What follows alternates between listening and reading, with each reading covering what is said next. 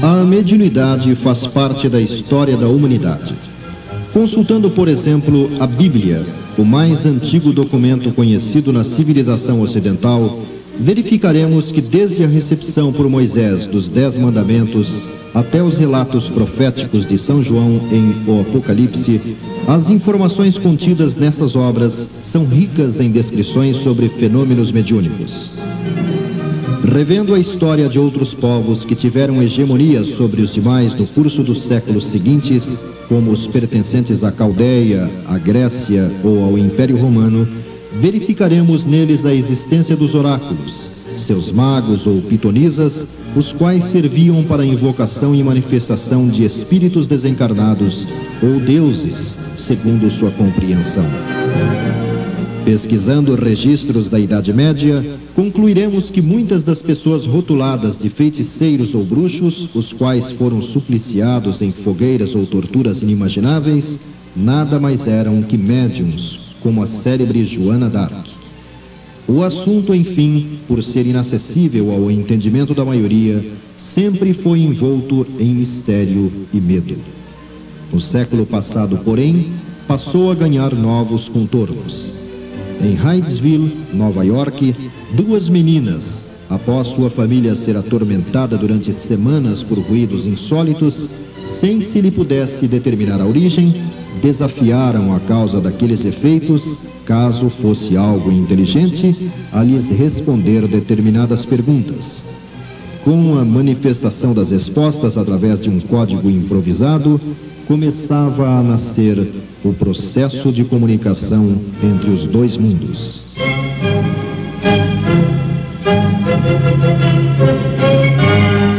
Levada para a Europa, durante algum tempo a técnica serviu apenas para satisfazer a curiosidade de certas camadas sociais.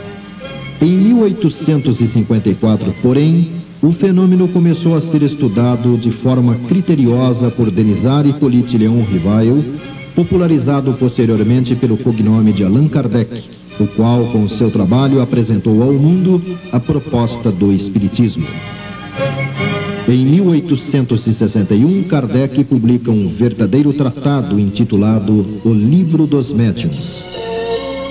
A mediunidade deixava de ser algo que intrigava ou atemorizava para se enquadrar nas leis naturais da vida.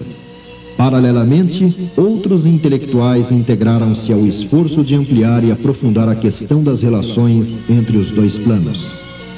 Foi o caso do astrônomo Camille Flammarion, que expôs suas ideias em obras como As Casas Mal Assombradas, O Desconhecido e os Problemas Psíquicos, Narrações do Infinito, de Gabriel Delane, que escreveu O Espiritismo perante a Ciência, O Fenômeno Espírita, Evolução Anímica, Leon Denis, autor de Joana d'Arc Médium, Depois da Morte, No Invisível, entre outras. Em 1900, o cientista Charles Richer surge com a metapsíquica e com suas investigações buscando invalidar a proposta da ocorrência do fenômeno espiritual, acabou por contribuir muito para a evolução da ideia.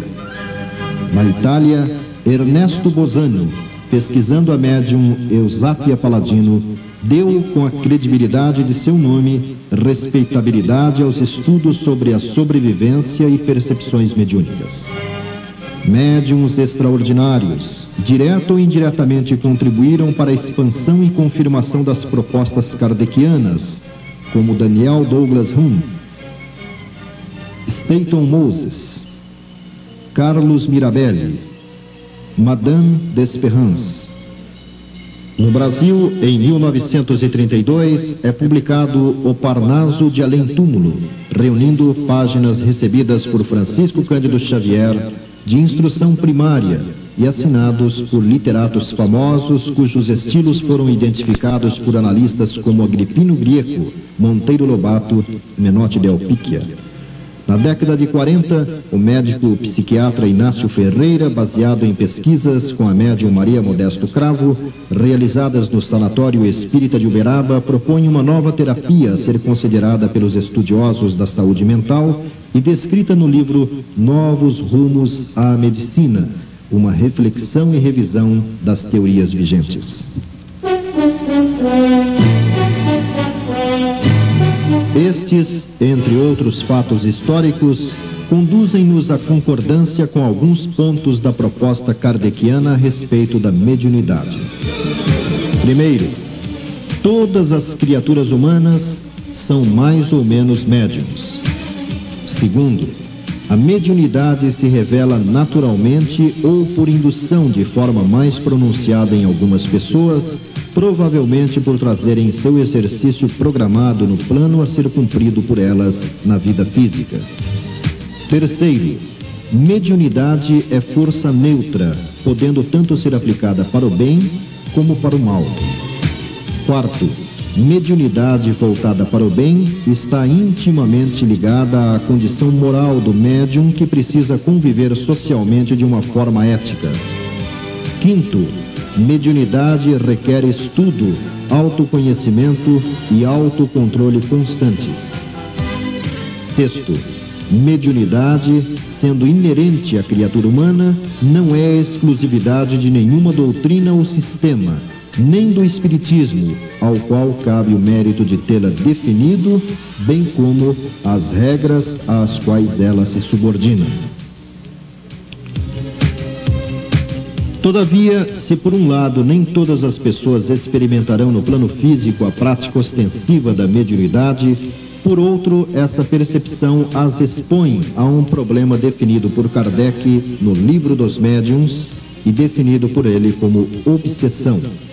Trata-se da perturbação mais ou menos acentuada, mantida por um ou mais espíritos desencarnados sobre um ou mais encarnados. Considerando-se que o conhecimento e o controle mental não são considerados pela maioria das criaturas humanas, bem como a condição moral deficiente em que todos nos encontramos, a predisposição para as influenciações recíprocas é evidente.